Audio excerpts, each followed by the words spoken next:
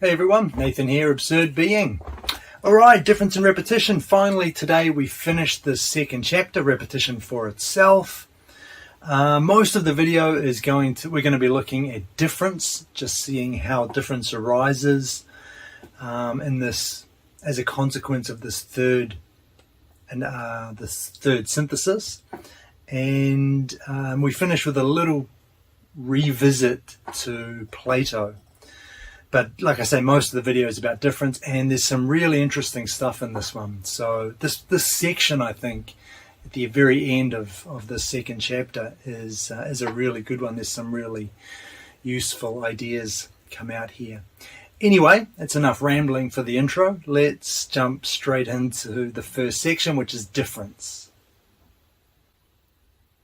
So the first thing Deleuze says here is that a system includes two or more series, and this results in two sources of difference. So there's a first degree difference, and this is just the difference between terms which have been organized into a series.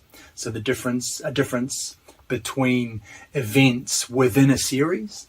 And there's a second degree difference.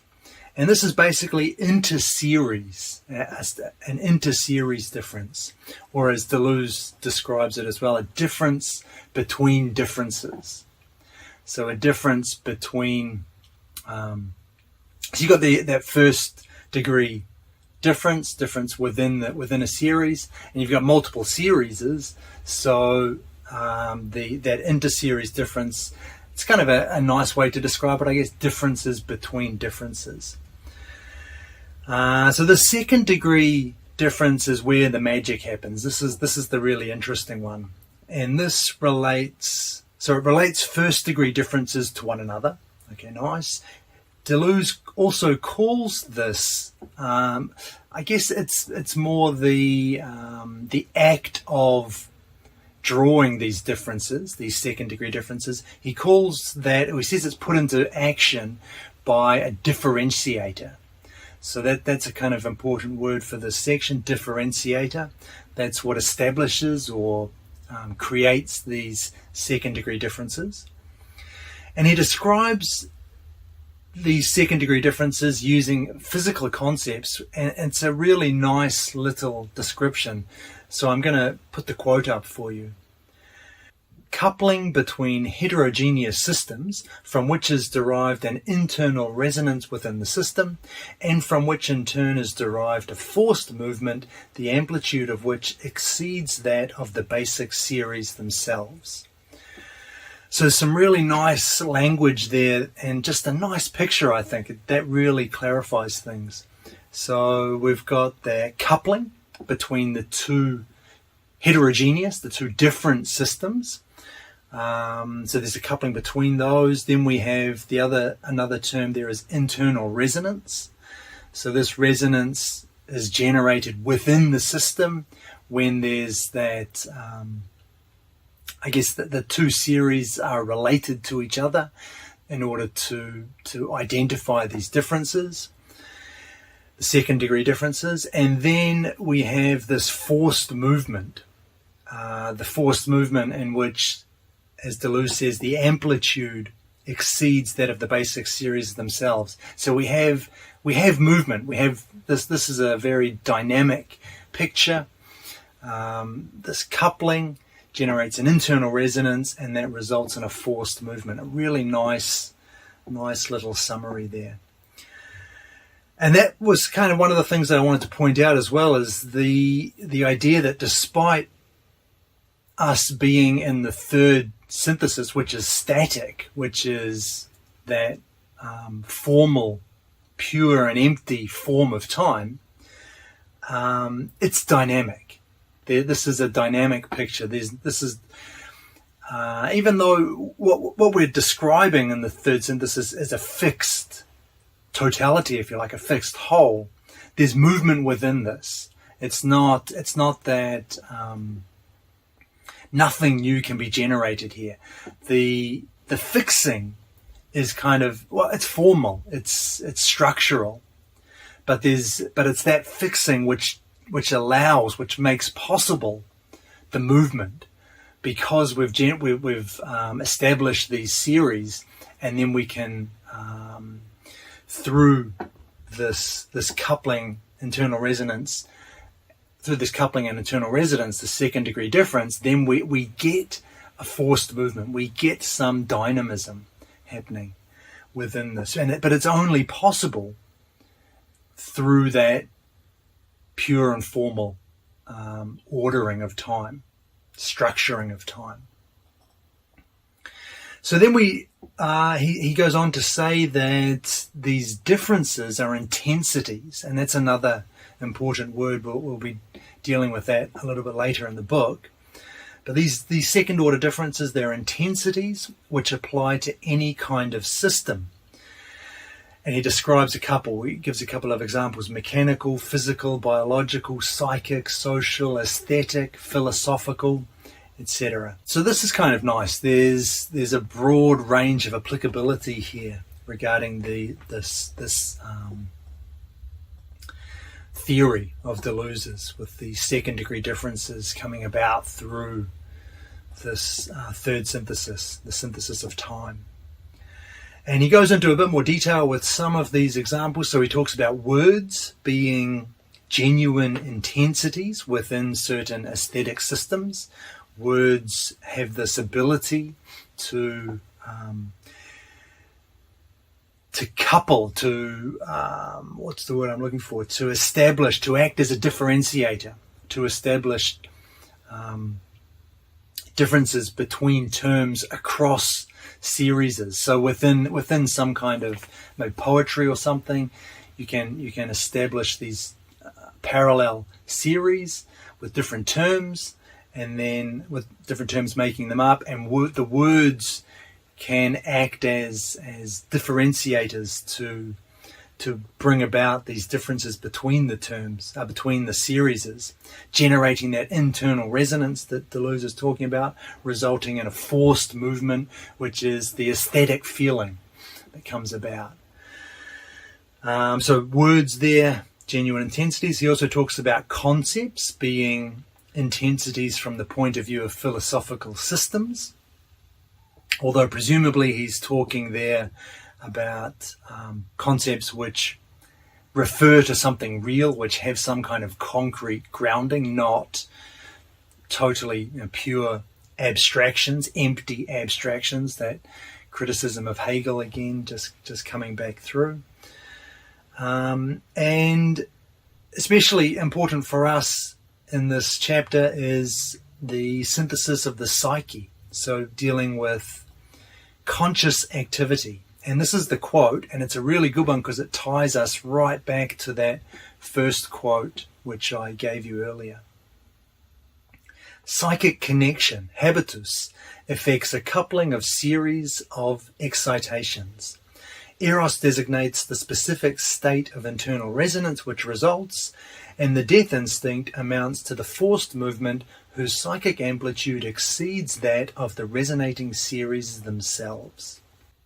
So, coupling, internal resonance, forced movement. Those key terms come through again. Really nice explanation there. And the difference then appears in this, through these intensities in the psyche, as what Deleuze calls explosions of activity, or spatio-temporal dynamisms, and the multiplication of both larval subjects and passive selves. So this is kind of important, this part, because it's where you get, it's what the whole thing's building towards. All of these syntheses culminating in the third synthesis, and the third synthesis culminates in movement, action, generates some kind of dynamism. So I've got another quote just to wrap this kind of idea up. I'll go through that with you as well. These systems are not defined only by the heterogeneous series which border them, nor by the coupling, the resonance, and the forced movement which constitute their dimensions, but also by the subjects which populate them and the dynamisms which fill them. and finally by the qualities and extensities which develop on the basis of such dynamisms. So basically, the picture, when I read this quote, the picture that I get is one of dynamic chaos, just intense activity. There's always movement being generated. And this is kind of contra to the picture that you might have of this third synthesis, which is fixed, static, nothing's changing. But that's more it's the structural, that sets up the stage so that we can get movement. Without that, we're just trapped in the series. It's just a succession, one event after another. And I guess, there's movement in that, but it's not recognized. It doesn't amount to anything. So once you're able to step back, detach, it's kind of a paradox, but I think not really. But it's a little bit paradoxical maybe to think about.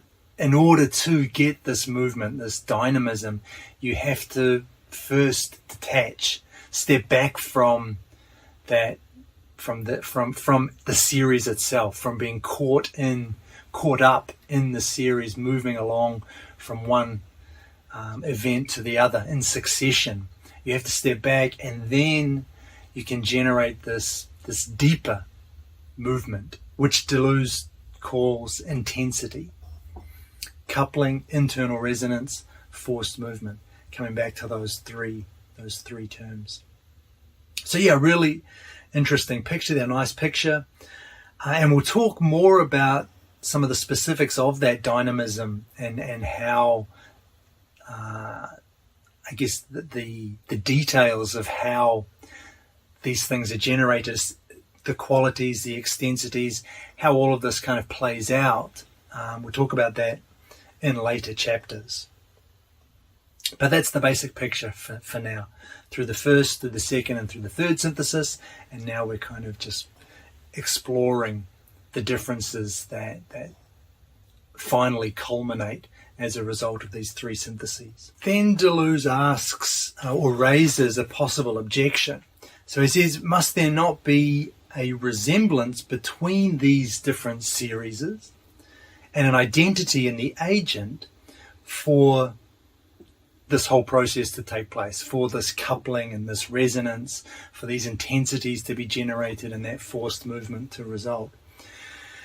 So is it not true that we need resemblance and identity in order to get the difference? That's the objection.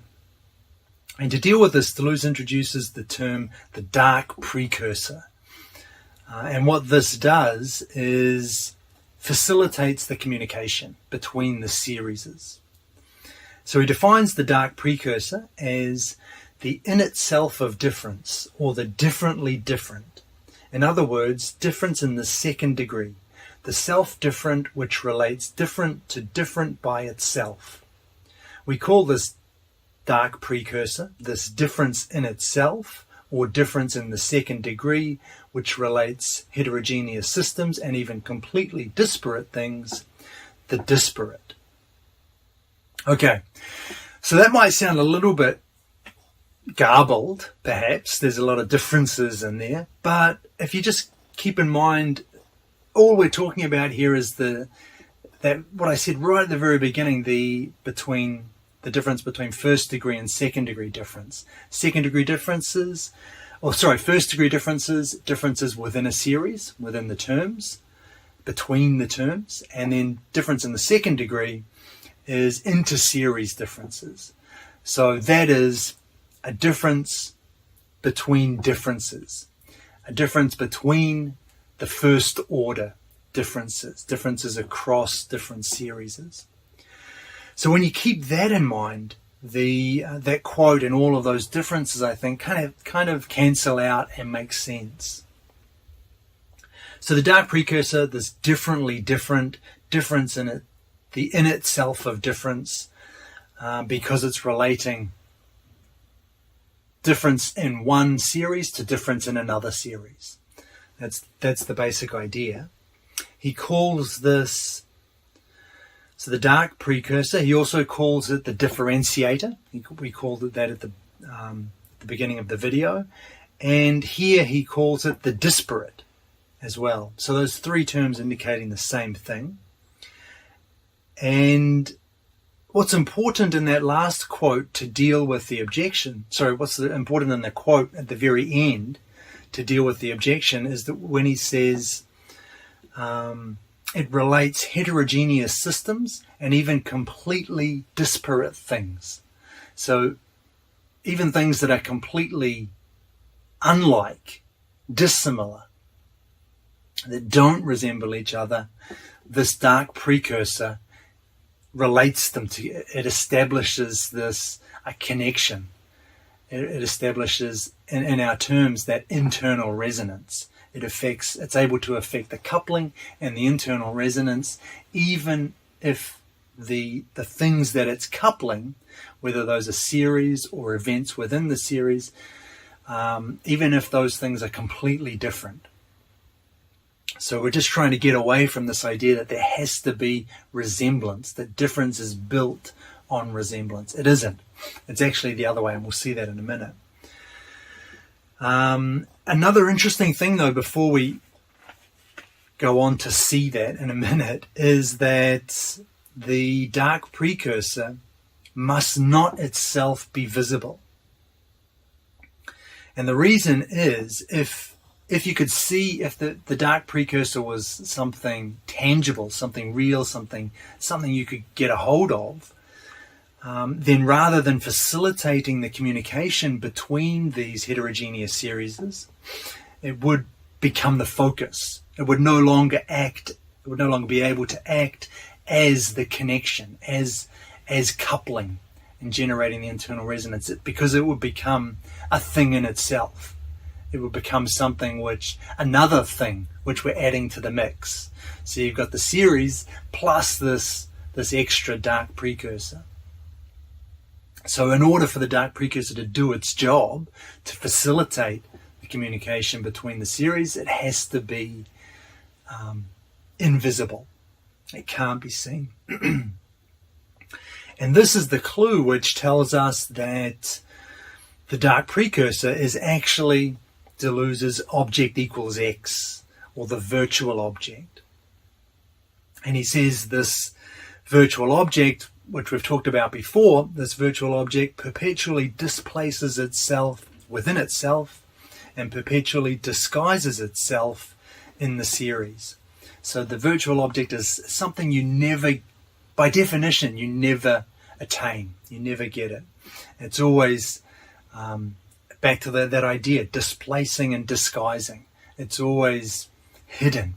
But it's through that all the movement is generated, that makes possible the systems and the dynamism that we see all around us. So there is apparent identity in the precursor and apparent resemblance between the series, or the terms in the series, but, and this is the important point, only after the precursor has facilitated the communication between those series. So the identity in the precursor and the resemblance between the series only arises as the products of a post hoc reflective act. And that's a really important idea. Before that, before the dark precursor has facilitated this communication, before the coupling has gone on and the internal resonance has been generated, before that, there is no identity in the precursor, because it doesn't even exist. It's not something we can grasp, we can apprehend. It only becomes apparent after it's done, after it's established after it's facilitated the communication. And the resemblance, the same with the resemblance, prior to the dark precursor setting up the internal resonance, there is no connection. The two series don't overlap at all. They don't connect. it's purely because of the dark precursor that they appear to connect. They appear to be related the way that they are. They appear to resemble each other. So this is a really Bergsonian idea. Bergson talks about this particularly with regards to the possible. He says he calls this a retroactive. I think he calls it retroactive. A retroactive act. That doesn't sound right, but retroactive in the sense that it is, or a retrograde movement maybe. I forget the exact terminology, but something that the possible only appears as something, as an actual existing thing that we can talk about ahead of time. It only appears that way after a series of events have already taken place. When we look back on what's happened, then we get the idea of the possible. But prior to that, there is no such thing as the possible. So it doesn't make any sense to talk about it because it's nothing. It's something that is only generated after things have happened, when you look back on them. And that's the same idea here.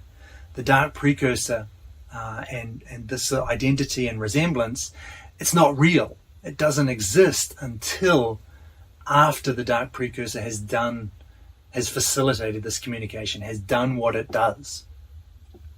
Prior to that, there's no identity and there's no resemblance.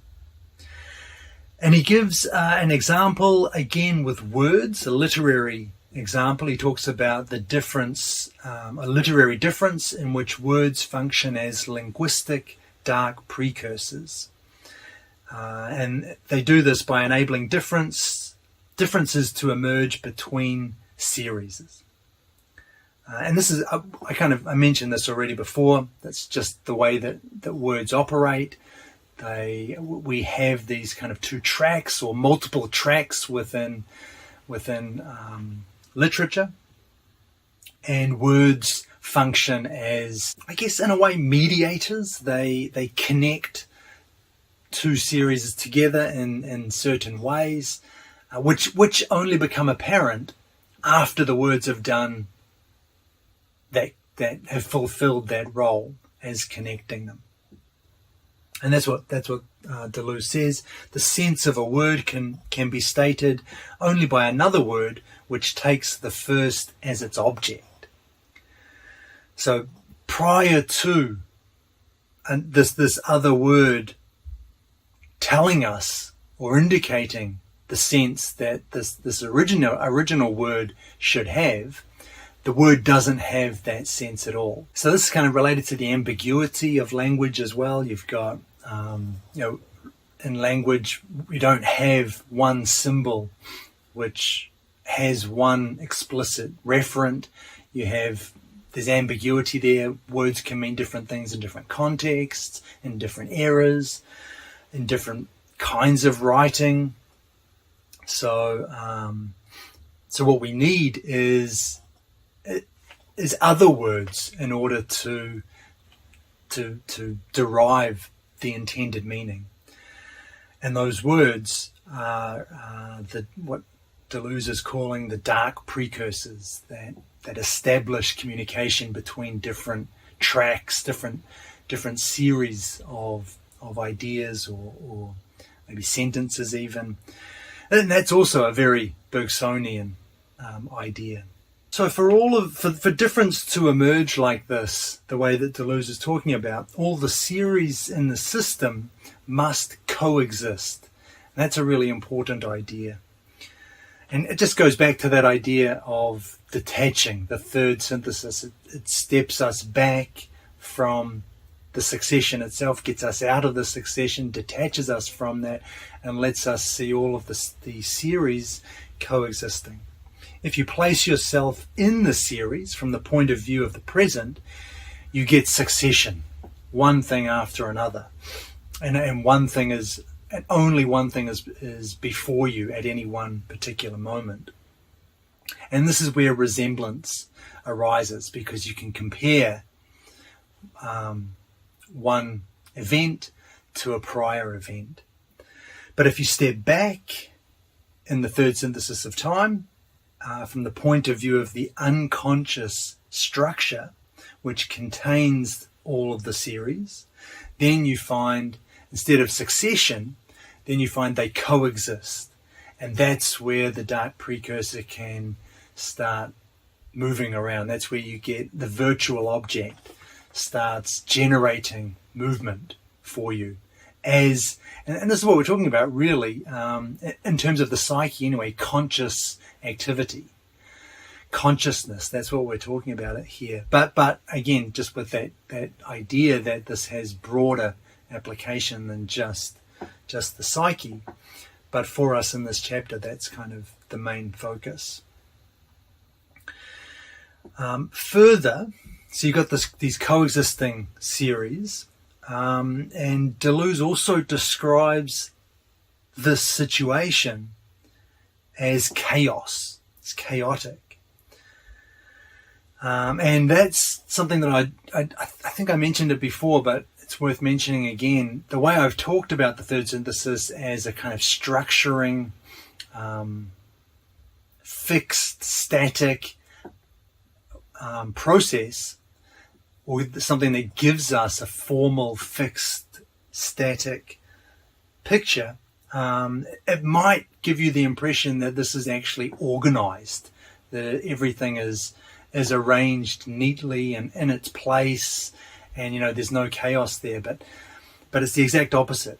Deleuze is saying this is inherently chaotic when you step back like this, because of the dark precursor, because that it's constantly generating movement. There's constant coupling between different series. There's constant internal resonance being generated, resulting in constant forced movement.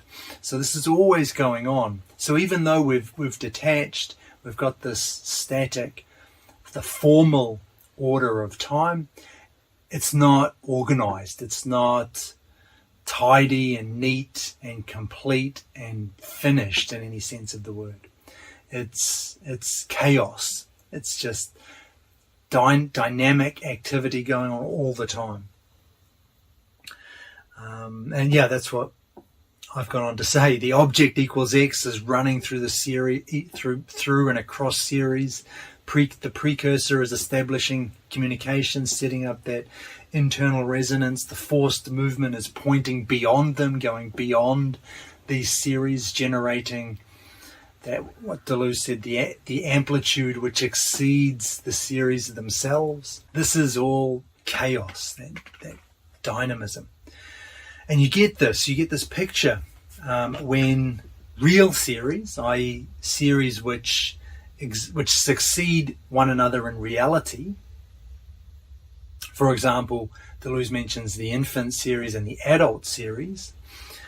Which succeed one another in a lived life, but when they coexist symbolically in relation to the pure past or the virtual object, then you set the stage for this process to take place, for the third synthesis to produce the movement that it does, produce the dynamism that it does. And he goes on to give an interesting example in which the infantile event affects the adult. So, and the problem being the way that there's a delay. How do we explain the delay between the event that happens to the infant, and how that affects the adult at separated by such a wide temporal distance. So how does that work? How does the infantile event affect the adult? Well, the two series actually coexist because you step back, right? So we're stepping back. We're getting the two different series, the infant and the adult coexisting, and that's when the dark precursor or the virtual object goes to work, and we get the process. Everything works out. But then Deleuze goes on to say, and this is what makes it interesting, the two series coexist in an intersubjective conscious, unconscious, and intersubjective unconscious. And so the first thing to say there is that there's nothing mystical here. This is not any kind of collective unconscious. It's not a universal mind or anything like that. Intersubjective just means including multiple subjects. So basically not just focused on me. So the series that Deleuze is talking about here, the way that he resolves this is that the two series are not both centered on me. So it's not it's not me throughout my infant series and me throughout my adult series. This is how Deleuze explains it. The childhood event is not one of the two real series, but rather the dark precursor which establishes communication between the basic series, that of the adults we knew as a child, and that of the adult we are among other adults and other children. So, the two series, it's not me as an infant and me as an adult. It's when I was an infant, all of the events that took place, which included other adults. So that's what Deleuze means when he says intersubjective. It's not just me as the sole subject. That series when I was an infant includes other subjects, other adults. And the same with my adult series. It's not just about me. It includes other subjects, other adults and other children. So those are the two series. They're intersubjective because there are multiple subjects. And the childhood event then, which affects me as an adult, the childhood event is the dark precursor, which establishes those relations which between the two series, which couples them, builds that internal resonance, generates that intensity. That's what the role of the infantile event is, the childhood event. It itself is not one of the series. So that's really nice. I quite like that idea. But it does, we have talked about this before, how the infantile event affects the adult. And we did resolve it through the infant series and the adult series. We didn't talk about this intersubjective unconscious though. But I think that this is kind of a deepening of that original idea.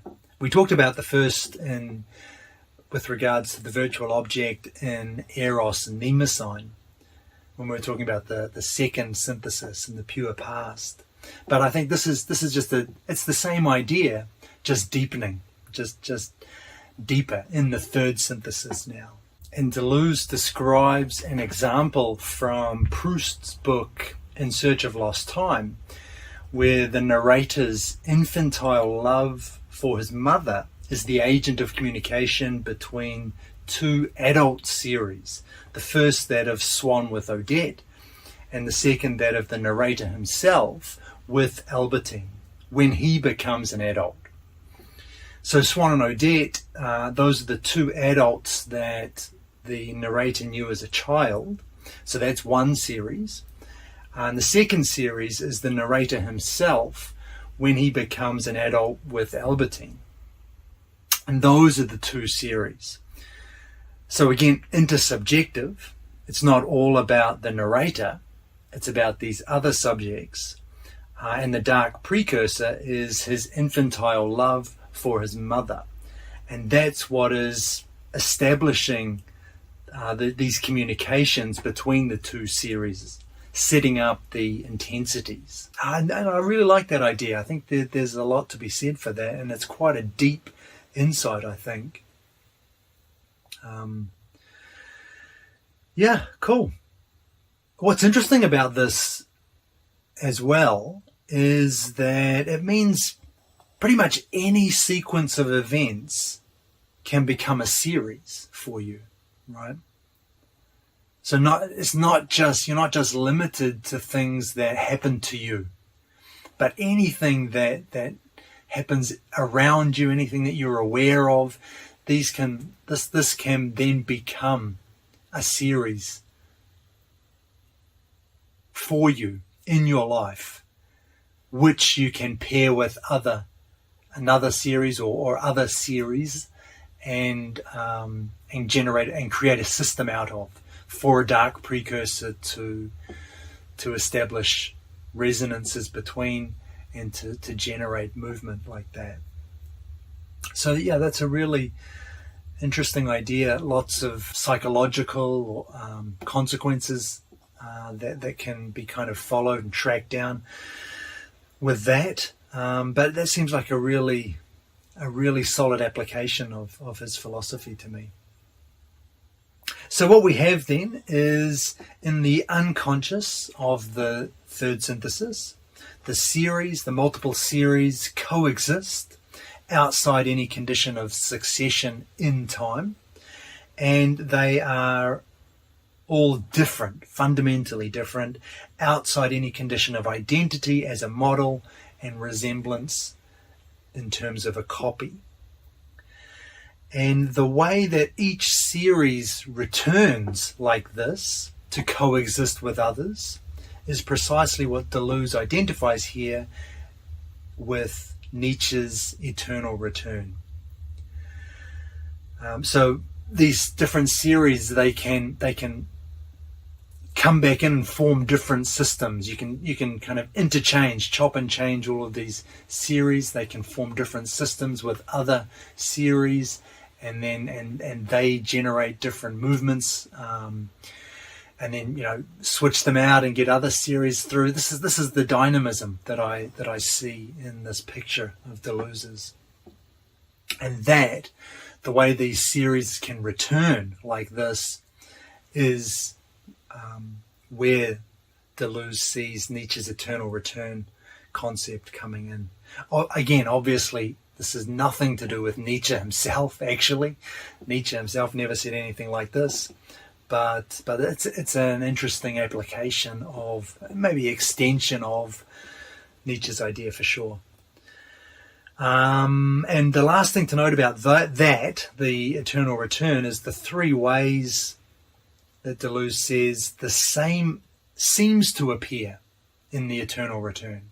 So the eternal return is difference itself, but the same seems to appear in these three ways. First, in the subject. So here the same designates a supposed subject of the eternal return. In this case, it designates the identity of the one as a principle. However, Deleuze says the subject is never the same. The act of eternal return ensures that the subject is always different. The subject of today is of necessity different from the subject that it was yesterday. So even though it appears that the subject is the same, that's an illusion. It's a retrospective illusion. It's a post hoc reflective illusion, because the subject is always fundamentally different. The second way the same seems to appear here is in the series themselves. So the identity and the resemblance that we detect between the different series. However, as we've seen, also this is retroactively established. Once and after the precursor has established the connections, has built up those, has generated those resonances, only afterwards do the series appear as identical and resembling each other, as identical to themselves and resembling each other. And the third way the same seems to appear here is in the eternal return itself, which is what it is, which is itself the same, identical with itself. However, that's a bit of a play on words. I think it's a little bit of a semantic conceptual trap, because the eternal return itself, it's a process. It brings about difference. It's nothing in and of itself of which we could say it's identical with itself. So it's pure becoming. It is that through which anything happens. And so it's a bit of a I think a conceptual trick to try and get identity, sameness, by referring the eternal return, the act of the eternal return, to itself. The eternal return is the same of the different.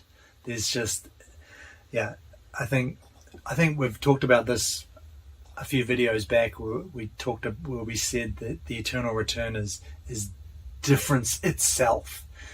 And like I said, I think it's a process. There's nothing there for us to really accuse of being, or to identify as being identical with itself. There's no sameness in the eternal return itself. And this brings us to the last part of the video, the last section, or the second and the last section, Plato Revisited. So Plato, we've talked about this before. There isn't really anything new, I don't think, added, but it's nice to just go through it again. Plato's philosophy turns on the distinction between the original and the image.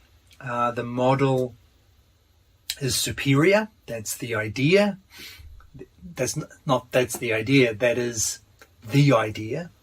And the copy is judged according to its derived internal resemblance to that idea, to that model. Difference then appears in this system kind of in third place. It comes after the model, and which is identity, and the resemblance of the copy to the model. After that, you get difference. So it falls quite far down the hierarchy, whereas for Deleuze, obviously, difference has to be primary. Of those images, you've got the original and the image, the model and the copy. Of those images, Deleuze says there are two kinds of images in Plato. The first are copies, and these are the good images, for Plato at least, which resemble from within. So these are the copies that resemble the original, the model, the idea, and they resemble it from within, so that they're kind of genuine copies, if you like. They're authentic copies.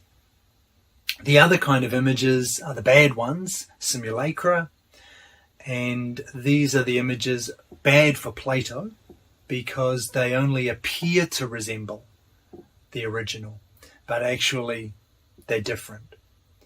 And obviously Deleuze likes the simulacra precisely because of that. They're different. But he likes them for three reasons, which he gives, which he says reveal the anti-Platonism at the heart of Platonism. I think we've used that expression before. So the first reason is that the resemblance is on the outside, but they actually embody difference internally.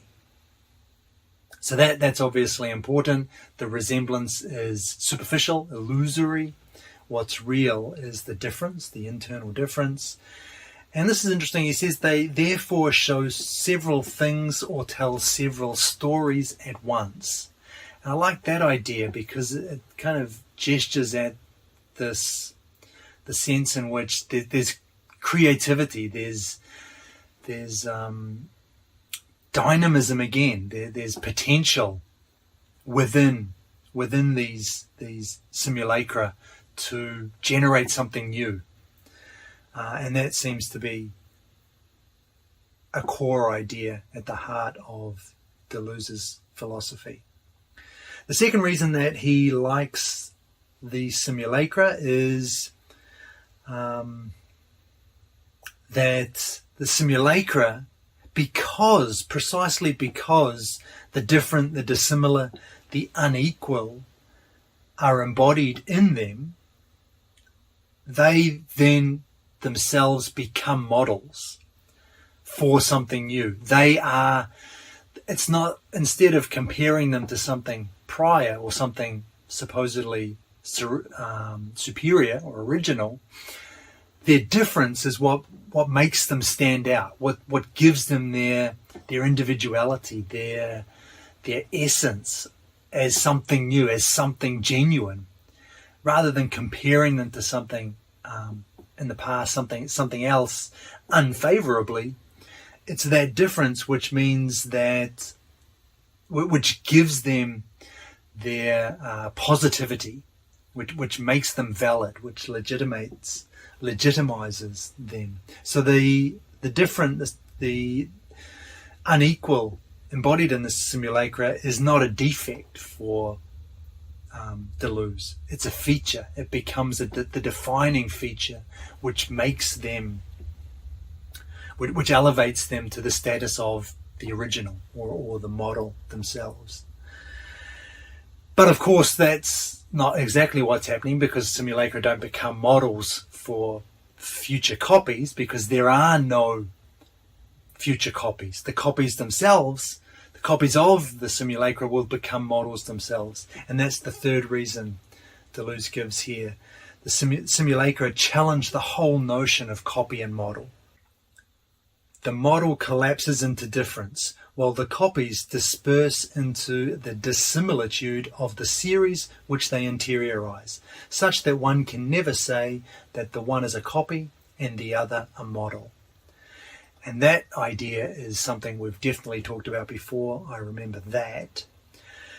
And that brings us to the end of the video and the end of this chapter. Let's look at a summary. So first up, we had difference. And we talked about first degree difference, which is the difference between terms within a series, and then second degree difference, which is the difference between the series themselves, inter-series difference.